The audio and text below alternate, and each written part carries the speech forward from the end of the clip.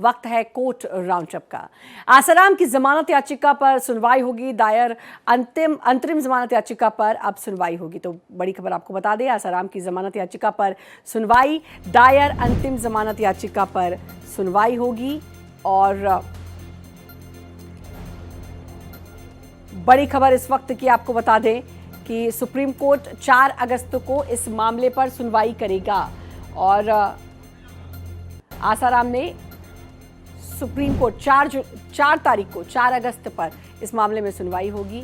और आसाराम ने supreme court में दायर की थी याचिका। यौन उत्पीड़न मामले में आसाराम सजा काट रहे हैं। तो अब आसाराम ने सुप्रीम कोर्ट में एक याचिका भी दायर की है। गोपाल कृष्ण हमारे साथ हमारे संवाददाता जुड़ चुके हैं। गोपाल, 4 अगस्त को सुनवाई और आसाराम की तरफ से याचिका दायर की गई है।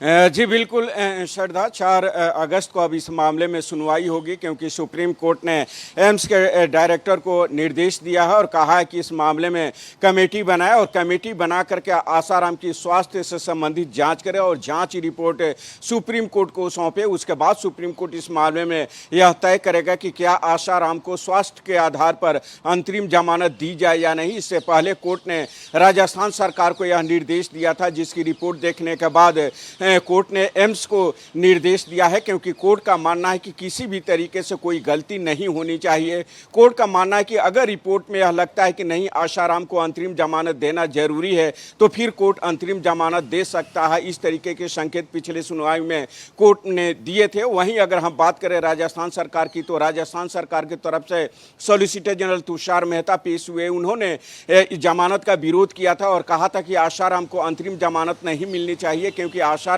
3 महीना पहले ही अयोध्या काशी गए थे, वहां का दौरा करके आए हैं, बिल्कुल वो स्वस्थ हैं। ऐसी स्थिति नहीं है कि उन्हें अंतरिम जमानत स्वास्थ्य के आधार पर। समय पहले वो जमानत पे और फिर इस तरीके से दौरे करके आ रहे हैं जो आपने जिक्र किया, तो ये एक बड़ा वैलिड पॉइंट है जो कोर्ट में रखा जाएगा। और जाहिर है सरकार जो कोर्ट है इस पर जरूर ध्यान देगी। बिल्कुल श्रद्धा, इस पर कोर्ट जरूर ध्यान देगी। हालांकि आसाराम के वकील ने दलील दी और कहा कि कई बीमारियों से वो ग्रसित हैं, लगातार उनका इलाज चल रहा है, अभी स्थिति बहुत खराब है, अंतरिम जमानत दी जाएगी। इससे पहले भी सुप्रीम कोर्ट ने अंतरिम जमानत मेडिकल ग्राउंड पर दिया हुआ है, तो उन्हीं को आधार बना करके दोबारा अंतरिम जमानत की गुहार लगाई गई है। अब देखना होगा कि जो मेडिकल रिपोर्ट आएगा एम्स के टीम द्वारा, उस रिपोर्ट में क्या कुछ निकल करके सामने आता है और उस रिपोर्ट के आधार पर क्या आसाराम को सुप्रीम कोर्ट अंतरिम जमानत देगा। जब 4 अगस्त को इस मामले में सुनवाई होगी, तभी यह तस्वीर वो टिकी हुई है कि क्या अंतरिम जमानत मिलती है या फिर इसके खिलाफ ही सुनवाई में जो है सुप्रीम कोर्ट बताता है, क्या कुछ सुप्रीम कोर्ट की तरफ से आता है। ये तो अब 4 अगस्त को ही पता चलेगा। आप बने रहे हमारे साथ। अगली खबर का रुख करेंगे। इको फ्रेंडली कपड़े के बैग विवाद का पूरा मामला। रोहिणी सिंदूरी की याचिका पर सुप्रीम कोर्ट का नोटिस। राज्य सरकार शिकायतकर्ता दोनों को नोटिस है। सुप्रीम कोर्ट ने नोटिस जारी कर जवाब मांगा है। रोहिणी सिंदूरी पर भ्रष्टाचार का गंभीर आरोप है। इको फ्रेंडली बैग, कपड़े के बैग का ये पूरा विवाद है।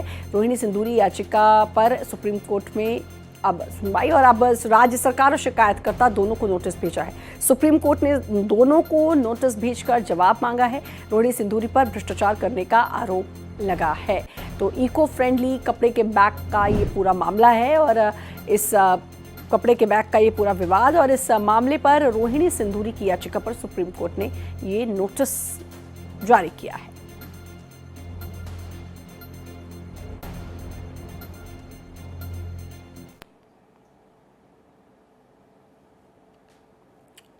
और गोपाल कृष्ण हमारे साथ जुड़े हुए हैं। गोपाल, ये रोहिणी सिंदूरी के कपड़े के इको फ्रेंडली कपड़े के बैग का विवाद का मामला, जरा पहले पूरा मामला भी बताएं और इस पूरे मामले में अब नोटिस भी जारी है राज्य सरकार और शिकायतकर्ता को।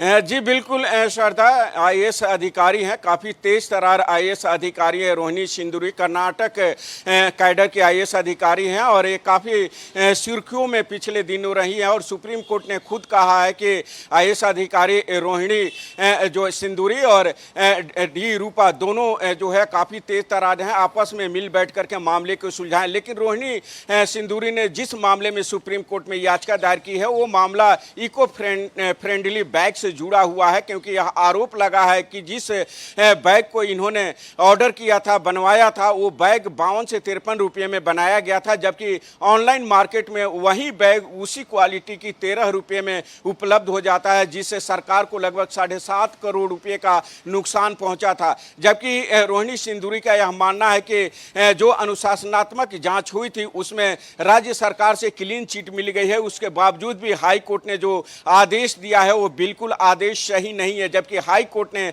आदेश बिल्कुल, यानी कि अब सुप्रीम कोर्ट ने दोनों से ही जवाब मांगा है। आप बने रहे हैं हमारे साथ और अगली खबर का भी रुख करेंगे। युवराज सिंह के पर्सनैलिटी राइट्स का ये पूरा मामले में दिल्ली हाई कोर्ट में सुनवाई हुई। तस्वीर, आवाज़ और अन्य पहचान के इस्तेमाल पर रोक लगाई गई है। हाई कोर्ट ने बिना इजाज़त इस्तेमाल पर रोक लगाई। डीप फेक वीडियो और तस्वीरों को हटाने का भी आदेश कोर्ट ने आदेश देते हुए माना कि अगर युवराज सिंह को तत्काल संरक्षण नहीं दिया गया तो उनकी प्रतिष्ठा और व्यक्तित्व अधिकारों को अपूर्णीय क्षति हो सकती है। कोर्ट ने सभी संबंधित पार्टियों को निर्देश दिया है। तो पर्सनैलिटी राइट्स का ये पूरा मामला है। गोपाल कृष्ण हमारे साथ जुड़े हुए हैं। गोपाल, युवराज सिंह के पर्सनैलिटी राइट्स का ये पूरा मामला और सरकार से राहत मिली है उन्हें?